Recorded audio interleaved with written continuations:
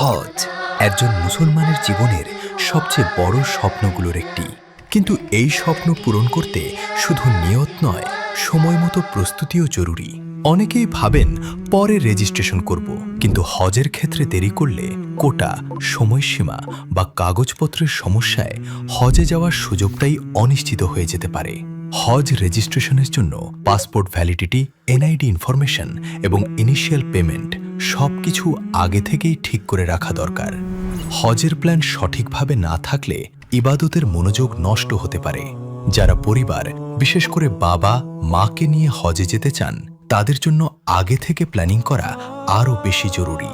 নূরে Medina ট্রাভেলসে চলছে হজ pre registration, যেখানে পাচ্ছেন ডকুমেন্ট গাইডেন্স, প্যাকেজ কনসালটেশন এবং স্টেপ বাই স্টেপ সাপোর্ট।